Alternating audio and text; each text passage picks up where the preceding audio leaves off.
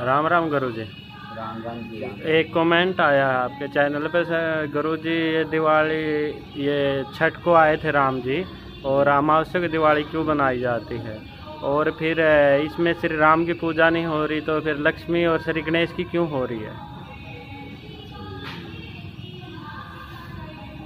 देखिए, मैं आप लोगों को बड़े रहस्य की बात है, इसको समझिए कि उस समय में सबसे बड़ी बात तो ये है कि श्री राम जी छठ के दिन आए हैं, तो भरत जी ने ये बात बोली थी कि अगर एक दिन के अंदर मतलब कल तक नहीं भगवान आएंगे तो कोई मेरा पाप है, मैंने कुछ मेरे से गलती हो गई।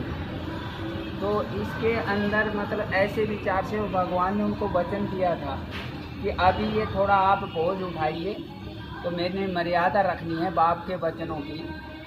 तो उसके बाद उन्होंने जो लक्ष्य था वो भी प्राप्त कर लिया।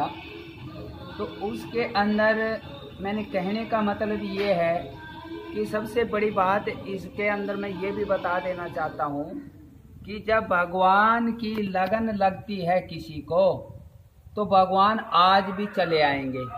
जैसे ये सब जान रहे कि भरत ने इतनी लगन लग रखी थी, वो सिर्फ इंतज़ार कर रहे थे कि वो अवधि पूरी हो जाए, उसे भगवान एक मिनट भी विलंब ना हो। तो ऐसे के तहत श्री राम जी आ गए थे। और उसके बाद ये हुआ, आप लोगों को जानकारी होगी या मैं आपको बता देना चाहता हूँ कि उस समय में जिस समय राम जी गए थे तो उनके भक्तों ने मनौती मांगी थी कि हे भगवान, हे गणेश जी, हे लक्ष्मी जी, हमारे श्री राम लक्ष्मण सीता मैंने जैसे जा रहे हैं ऐसे सुरक्षित और खुशी से ये अवधि पूरी करके आए। तो उन्होंने ये मनौती मांगी थी। तो उस समय में उन्होंने ज़्यादातर लोग पितरों की पूजन पाठ करते थे, तो वो अमावस को बहुत मेन मानते थे।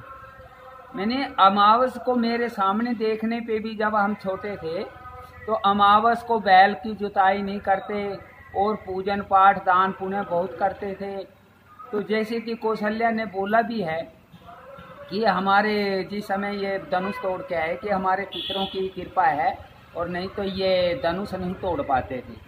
कहने का मतलब जो पितर होते हैं अपने, ये भी देवता समान ही होते हैं।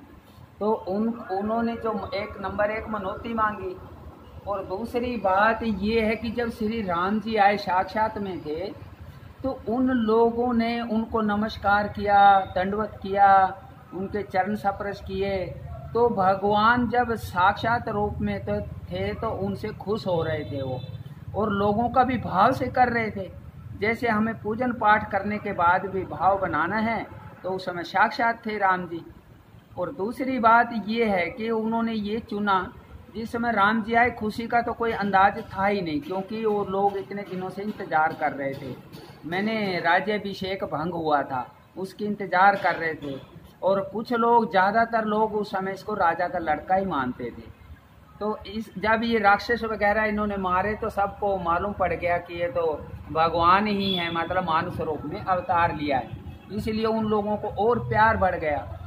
तो जिस दिन ये आने के बाद उन लोगों ने तय किया, विचार किया कि भाई हम अमावस के दिन मनौती देंगे, गणेश जी की लक्ष्मी की मनौती देंगे।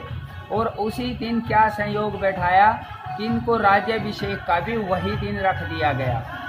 तो मेन बात ये है कि राज्याभिषेक उस दिन हुआ तो लोगों ने खुशी में उस समय में मिसाल जलाते थे वो प्रकाश के लिए, और दीपक लगा करके, जैसे आप अब अभिषेक के लिए तैयारी की थी कि लाइट ना होने पर रात तक मंत्र चलेंगे, भजन पूजन चलेगा, तो हम दीपकों से मिसालों से प्रकाश करेंगे।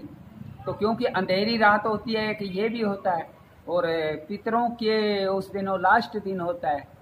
तो उन लोगों ने उस दिन गणेश लक्ष्मी की पूजा इसलिए की, उन्होंने मनौती मांगी थी, और इसके साथ ही उन्होंने ये राज्याभिषेक भी उसी दिन का रख दिया गया था, उसको शुभ दिन मानते थे। तो ऐसे में वो श्री राम जी के भक्तों ने ये सब कार्यक्रम दीप जलाए और खुशी मनाई। मैंने खुशी तो जिस दिन श्री राम जी आ गए थे उसी समय तक वो सब खुशी से रोमांच था, आनंद था। तो ये एक उस दिन उन्होंने मनौती दे करके भी उस खुशी को और ज़्यादा पूर्ण रूप दे दिया। तो ये कारण है कि उस दिन अमावस्या के अंदर मैंने ये इनकी मनौती दी गई। और श्री राम जी साक्षात रूप में थे तो उनको तो मैंने वो भाव बनाना होता है और भगवान को खुश करना होता है। तो भगवान को दंडवत और मन से सब खुशी से कर रहे थे, भगवान खुश हो रहे थे।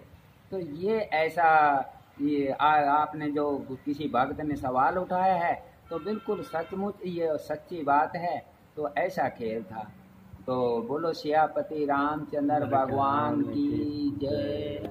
और सभी भक्तों को हरिओम हरिओम हरिओम। और उसी के साथ अभिनंदन के साथ बधाई हो। मैंने हर बच्चे का, हर घर का, हर मेरे माँ स्वरूप, पिता स्वरूप, भाई बंधुओं का इस दीपावली के अवसर पर खुशी की बौछार को ग्रहण करें। राम राम जी।